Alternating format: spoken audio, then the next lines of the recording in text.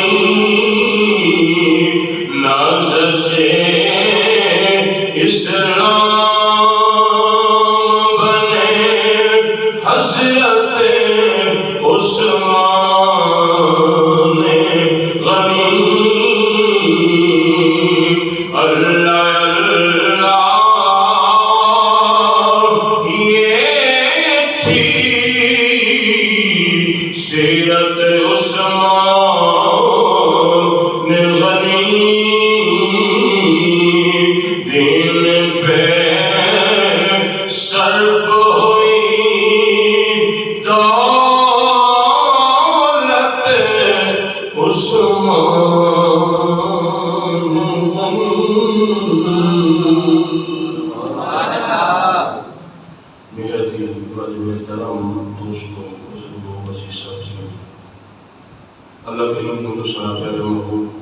صلی اللہ علیہ وسلم ذات اقدس ہے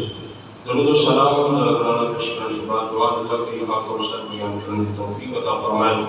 اللہ تعالیٰ سے سارے نشون سنا کے سلسلے سے عمل کرنے کی توفیق عطا فرمائے حضرات محترم وقت بڑا ہی مختصر ہے پچھلے جمعۃ المبارک میں بھی ہم نے الحمدللہ ثم الحمدللہ پیارے آقا صلی اللہ علیہ وآلہ وسلم کے پیارے داماد مصطفیٰ حضرت سیدنا عثمان غنی ذو النورین رضی اللہ تعالی عنہ آپ کا ذکر خیر کیا گیا تو آج بھی آپ کا ہی ذکر خیر موجود ہو بڑا لمبا چوڑا ہے بجلی کی وقت میں وجہ سے ویسے بھی دیر ہو گئی تو اللہ تعالی حق و سچ بیان کرنے کی توفیق عطا فرمائے وہ حضرت سیدنا عثمان غنی ذو النورین رضی اللہ تعالی عنہ جن کے بارے میں میرے آقا شفیع معظم نور مجسم حضرت محمد مصطفیٰ صلی اللہ تعالی علیہ وآلہ وسلم میرے آقا صلی اللہ علیہ وآلہ وسلم فرماتے ہیں جنت میں ہر نبی کا ایک رفیق ہوگا جنت میں ہر نبی کا ایک ساتھی ہوئے گا، ہر نبی کا ایک رفیق ہوگا، لیکن میرا رفیق لکل نبی رفیق و رفیقی یعنی فی الجنت عثمان، میرا ساتھی جنت میں میرا عثمان ہوگا، میرا ساتھی جنت میں میرا عثمان ہوگا۔ تو حضرات محترم، حضرت سیدنا عثمان غنی رضی اللہ تعالیٰ عنہ بڑی شانوں والے، بڑے مرتبے والے، بڑی عظمت والے، حتیٰ کہ جو آیات کریمہ کا حصہ میں نے تلاوت کیا ہے تو یہ اس آیت مبارکہ کا شان نزول بھی یہی ہے کہ میرے آقا صلی اللہ علیہ وآلہ وسلم نے اپنے صحابہ کرام علیہ رضوان کو ساتھ لیا، کس کے لیے؟ کہ آؤ ہم اللہ تعالیٰ کے گھر کا طواف کرتے ہیں، ہم عمرہ کی سعادت حاصل کرتے ہیں۔ تو میرے آقا صلی اللہ علیہ وآلہ وسلم کے ساتھ 1400 صحابہ تھے۔ کتنے صحابہ؟ 1400 صحابہ۔ تو جب حدیبیہ کے مقام پر پہنچے تو حدیبیہ کا مقام مکہ المکرمہ شریف کے تقریباً 12 کلومیٹر فاصلے پر ہے۔ تو ابھی مکہ المکرمہ میں پہنچے نہیں تو مشرکین کو پتہ چلا کہ مسلمانوں کے نبی بھی تشریف لا رہے ہیں اور ان کے غلام بھی ان کے ساتھ ہیں۔ تو انہوں نے آپس میں مشورہ کیا کیوں نہ ہو کہ مسلمانوں کے نبی کو اور ان کے لشکر کو روک لیا جائے۔ انہیں یہ پتہ چلا کہ یہ شاید جنگ کرنے کے لیے آ رہے ہیں، حالانکہ جنگ کرنے کا ارادہ نہیں تھا۔ میرے آقا صلی اللہ علیہ وآلہ وسلم کا ارادہ صرف عمرہ کا تھا کہ ہم اللہ تعالیٰ کے گھر کی زیارت کریں گے، طواف کریں گے، صفا مروہ کی سعی کریں گے، مقام ابراہیم پر نوافل ادا کریں گے۔ تو میرے آقا صلی اللہ علیہ وآلہ وسلم کا ارادہ جنگ کرنے کا نہیں تھا، لیکن جب کافروں نے یہ سوچا کہ شاید مسلمان جنگ کے لیے آئے، میرے آقا صلی اللہ علیہ وآلہ وسلم کو بھی خبر پہنچ گئی، تو میرے آقا نے اپنے غلاموں کو حدیبیہ کے مقام پر روک دیا، فرمایا میرے غلاموں یہاں ٹھہر جاؤ، میں اپنا سفیر بھیجتا ہوں جو مشرکین مکہ کو جا کر بتائے کہ ہم جنگ کرنے کے لیے نہیں آ رہے، ہم تو اللہ تعالیٰ کے گھر کی زیارت کے لیے آ رہے ہیں، ہم جنگ کرنے کے لیے نہیں آ رہے، ہم اللہ تعالیٰ کے گھر کی زیارت کرنے کے لیے آ رہے ہیں۔ تو 1400 صحابہ میں سے میرے آقا صلی اللہ علیہ وآلہ وسلم نے جس غلام کو، جس اپنے پیارے صحابی کو سفیر چنا، اس ہستی کا نام حضرت عثمان غنی ذو النورین ہے۔ وہ حضرت عثمان غنی رضی اللہ تعالیٰ عنہ میرے آقا نے سفیر بنا کر بھیجا کہ جاؤ مشرکین مکہ کو جا کر یہ پیغام دو کہ ہم اللہ تعالیٰ کے گھر کی زیارت کے لیے آ رہے ہیں، نہ کہ ہم جنگ کرنے کے لیے آ رہے ہیں۔ تو حضرت عثمان غنی جاتے ہیں، جا کر پیغام دیتے ہیں۔ تو جا کر جب پیغام دیا، مشرکین مکہ کو جب بتا دیا کہ لڑائی کرنے کے لیے نہیں آ رہے، جنگ کرنے کے لیے نہیں آ رہے، میں اور میرے نبی، میرے محبوب کے صحابہ، ہم تو اللہ تعالیٰ کے گھر کی زیارت کے لیے آ رہے ہیں، ہم تو اللہ تعالیٰ کے گھر کی زیارت کے لیے آ رہے ہیں۔ تو آگے مشرکین مکہ کہنے لگے عثمان تو آ گیا ہے، لیکن تجھے اجازت ہے، تو طواف کرنا چاہے طواف کر لے، صفا مروہ کی صحیح کرنا چاہے صفا مروہ کی صحیح بھی کر لے، زمزم پینا چاہے وہ بھی پی لے، مقام ابراہیم پر نوافل ادا کرنا چاہے وہ بھی کر لے، حجر اسود کو بوسہ دینا چاہے وہ بھی دے لے، تجھے اجازت ہے، لیکن اس سال تیرے نبی کو اجازت نہیں دے، تیرے نبی کو اجازت ہے نہیں دیں گے، نہ ہی باقی صحابہ کو اجازت دیں گے۔ لیکن ذرا سنیے بڑی توجہ کے ساتھ، وہ حضرت عثمان غنی ذو النورین رضی اللہ تعالی عنہ، میں کتاب پڑھ رہا تھا کہ حضرت عثمان غنی ذو النورین رضی اللہ تعالی عنہ ایک دن اتنا رو رہے تھے، اتنا رو رہے تھے، غلاموں نے جب دیکھا، باقی پیر بھائیوں نے دیکھا، تو انہوں نے کہا اے پیارے عثمان رونے کی کیا وجہ عرض کرتے ہیں میں اس لیے رو رہا ہوں کہ میرا رب العالمین مجھ سے ناراض نہ ہو جائے، رب العالمین مجھ سے ناراض نہ ہو جائے۔ وہ عثمان غنی جس کو میرے آقا صلی اللہ علیہ وآلہ وسلم نے جنت کی بشارت دی، ایک مرتبہ نہیں، دو مرتبہ نہیں، تین مرتبہ نہیں، حتیٰ کہ مفسرین کرام فرماتے ہیں 10 مرتبہ میرے آقا نے جنت کی بشارت دی ہے۔ یہ وہ ہستی ہے حضرت عثمان غنی رضی اللہ تعالیٰ عنہ۔ میں نے یہ جملہ پچھلے جمعہ مبارک میں بھی بتایا تھا، سیدنا علی المرتضیٰ، مشکل کشا، حاجت روا علی، اسد اللہ علی، ید اللہ علی، فاتح خیبر علی، بدر منیر علی، نبی دا دین علی، صحابہ دے مرشید علی، سنیہ تیرا دے میرا پیر علی رضی اللہ تعالیٰ عنہ۔ آپ فرما رہے ہیں حضرت سیدنا آدم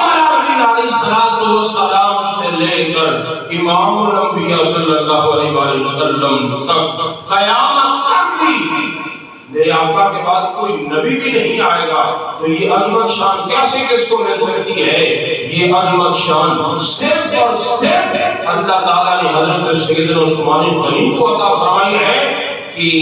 نبی کی 2 صاحبزادیاں یکے بعد دیگرے اللہ نے اپنے پیارے محبوب کے پیارے غلام حضرت عثمان غنی کے نکاح میں آئی۔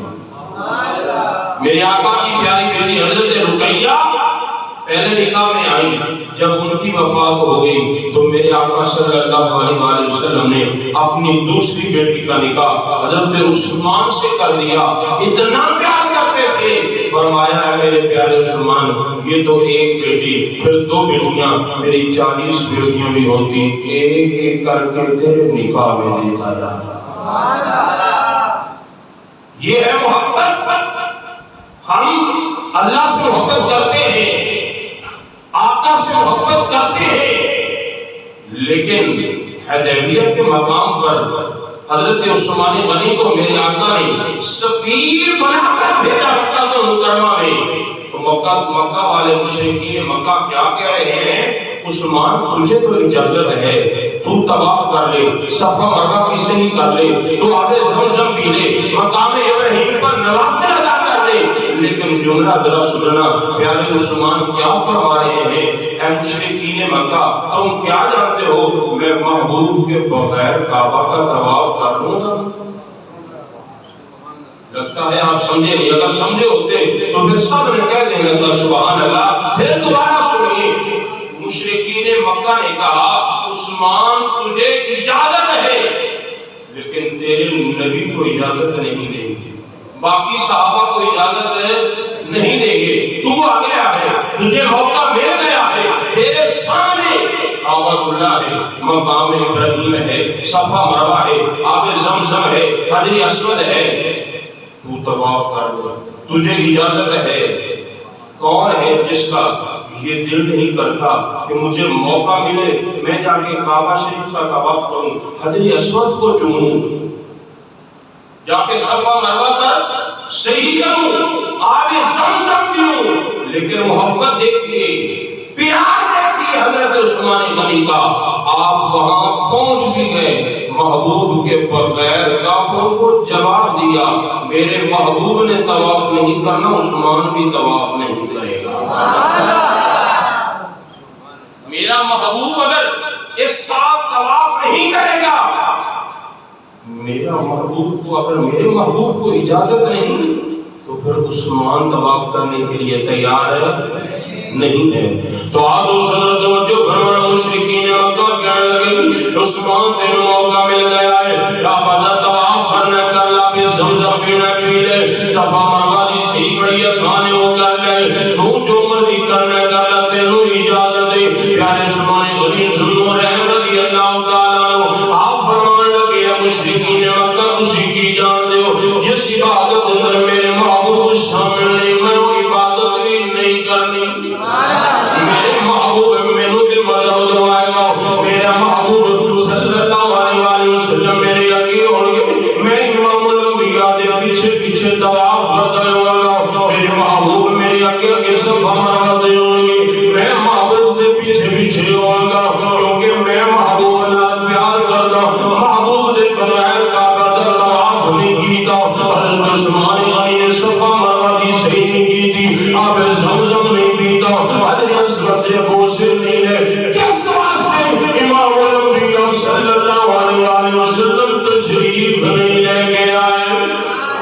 حضرت عثمان ادھر تشریف فرمانے ادھر لشکر کے اندر کے علماء نے عرض کی تھی سونے آپس اندر گفتگو کر رہے ہیں عثمان کے بڑی قسمت والے عثمان مکہ شریف پہنچ گئے عثمان کعبہ شریف کا طواف حج کے کر دے ہوں گے آپ زمزم بھی پیندے ہوں گے حضرت اسود سے بوسے بھی لیندے ہوں گے امام الانبیاء صلی اللہ علیہ وسلم نے جب اپنے علماء کی گفتگو سنی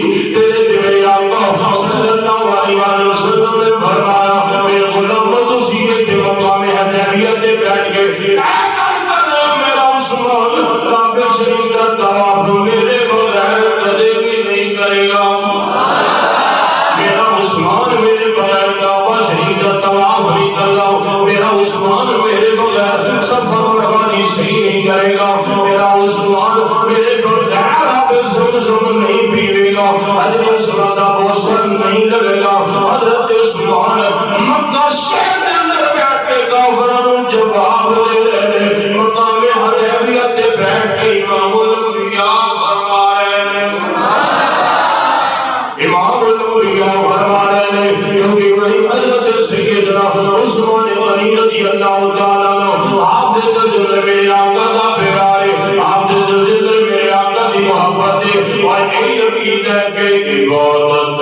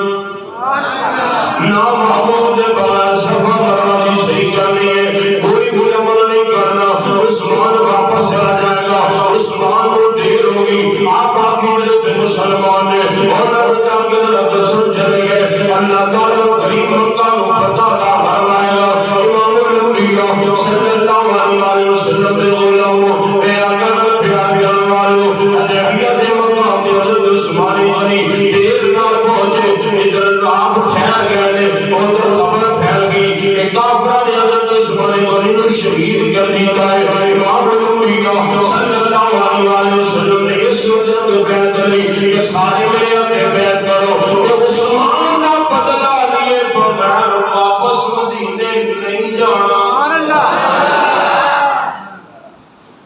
میرے آقا صلی اللہ علیہ وسلم جانتے نہیں کہ حضرت عثمان زندہ حیات نے ایدے رچی اللہ کی بڑی حکمت سی کیوں سارے غلامہ نے بیعت کی تھی سارے صحابہ نے میرے آقا صلی اللہ علیہ وسلم نے دست مبارک پہ بیعت کی تھی میرے آقا نے فرمایا اے میرا ہاتھ ہے نا میں بھی رکھ رہا میں بھی بیعت کرتا ہوں ادھوں تک واپس نہیں جاؤں گے جنہوں تک عثمان دا بدلہ نہیں لینا مانگے ہاتھ میرے آقا نے رکھیا رب العالمین نے فرمایا سونے ہاتھ تیرا نہیں یہ ہاتھ میرا رب العالمین نے فرمایا لقد رضی اللہ عن المؤمنین اذ یبایعونک بے شک اللہ تعالیٰ انہوں نے راضی ہو گیا ہے بے شک اللہ تعالیٰ انہوں نے راضی ہو گیا ہے اللہ درود بڑی توجہ میں لگا دے کہنا دا ذرہ ذرہ ہی چلتا اللہ راضی ہو جائے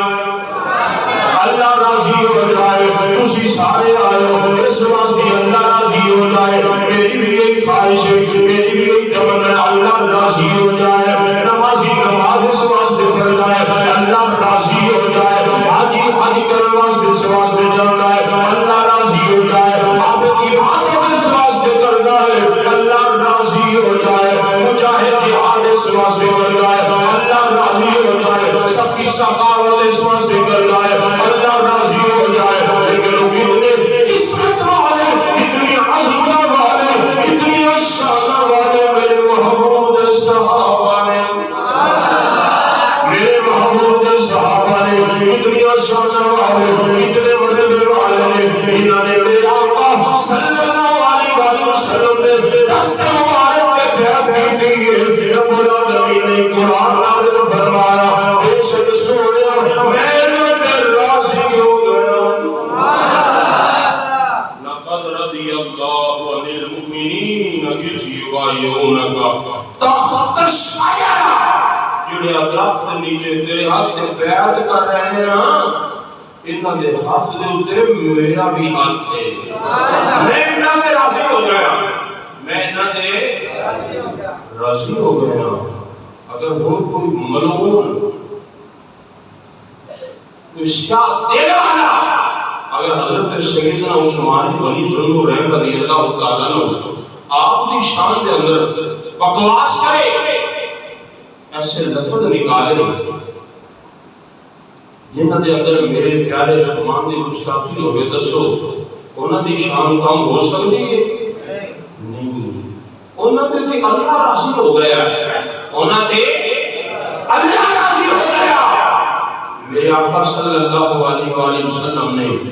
کئی بار جنت کی خوشخبری دی تھی نبی دعا فرمائی مولا میرا عثمان ہے میں راضی ہو گیا تم بھی راضی ہو جا